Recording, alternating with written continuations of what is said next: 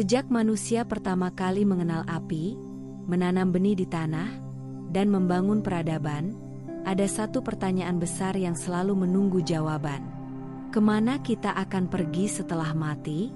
Dari zaman pemburu pengumpul hingga era teknologi modern, manusia selalu membutuhkan keyakinan tentang tempat terakhir yang akan dituju.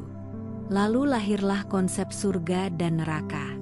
Surga digambarkan sebagai taman yang indah dengan aliran susu dan madu, istana yang megah, makanan tanpa batas, dan kehidupan tanpa penderitaan.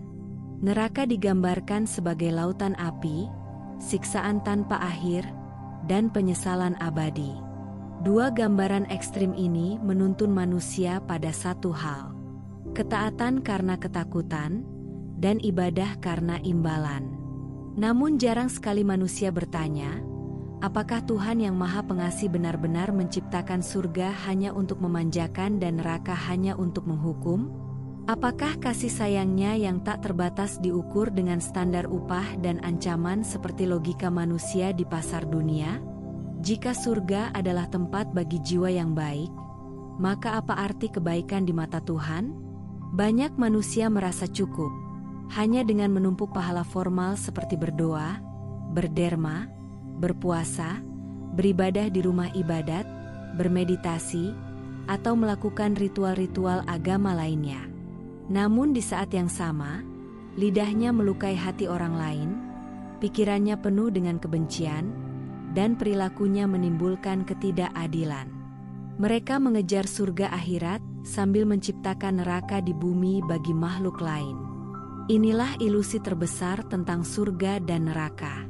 Dalam perjalanan spiritual para nabi, para suci, para guru kebijaksanaan, dan para pencari kebenaran sejati di berbagai tradisi, mereka tidak pernah menempatkan surga sebagai tujuan akhir. Mereka menempatkan Tuhan sebagai tujuan satu-satunya. Karena ketika Tuhan menjadi tujuan, maka surga adalah bonus yang tidak pernah mereka pikirkan. Namun ketika surga menjadi tujuan, maka Tuhan hanya dijadikan alat untuk mencapainya. Disinilah manusia terjebak. Mereka menyembah Tuhan demi surga, bukan mencintai Tuhan karena Tuhan adalah asal dan tujuan hidup. Mereka menakuti neraka, tetapi menumbuhkan neraka dalam jiwanya sendiri. Mereka takut pada siksaan api, tetapi menyalakan api amarah setiap hari. Mereka takut panas neraka, tetapi membiarkan panas kebencian membakar hidup mereka. Padahal surga dan neraka sejatinya bukan hanya tempat. Surga adalah keadaan jiwa yang damai, penuh kasih, lapang dalam menerima kenyataan, ringan dalam memberi, dan lembut dalam memaafkan. Neraka adalah keadaan batin yang penuh amarah, dengki, takut kehilangan, dan terpenjara dalam kelekatan pada dunia. Jika saat ini kita hidup dengan hati yang ringan, penuh syukur, dan senang berbagi tanpa pamrih, maka sejatinya kita sudah berada di dalam surga itu sendiri. Namun jika hati kita gelisah, takut, penuh prasangka buruk, dan haus akan pengakuan, maka kita sedang mencicipi neraka sebelum mati. Ibrahim tidak diperintah untuk mengorbankan Ismail, karena Tuhan menginginkan darah anak manusia. Ia diperintah untuk mengorbankan rasa memiliki yang paling dalam, agar ia merasakan surga ketundukan sejati. Musa tidak diperintah menyeberangi Laut Merah, hanya untuk menaklukkan Fir'aun.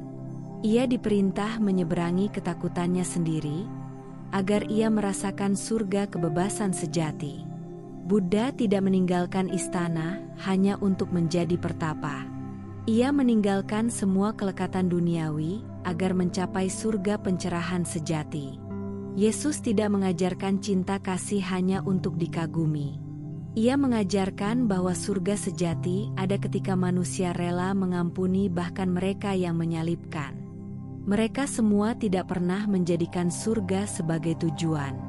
Karena mereka tahu, ketika jiwa sudah sampai pada Tuhan, maka surga hanyalah kepastian yang menyertainya. Sedangkan jika hanya surga yang menjadi tujuan, maka Tuhan akan terlupakan begitu manusia merasa aman di dalamnya.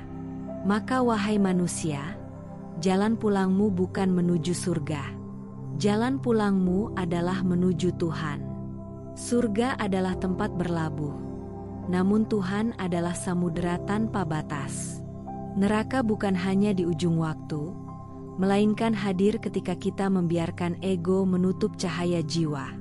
Surga bukan hanya di langit tinggi, tetapi juga hadir ketika kita menapaki bumi dengan kasih dan menatap sesama makhluk dengan cinta. Karena hakikat jalan pulang bukanlah tentang tempat yang akan kita tuju setelah mati. Hakikat jalan pulang adalah tentang bagaimana kita menemukan kembali diri kita yang sejati, yaitu jiwa yang pernah bersaksi, "Engkaulah Tuhanku, dan hanya kepadamu aku kembali."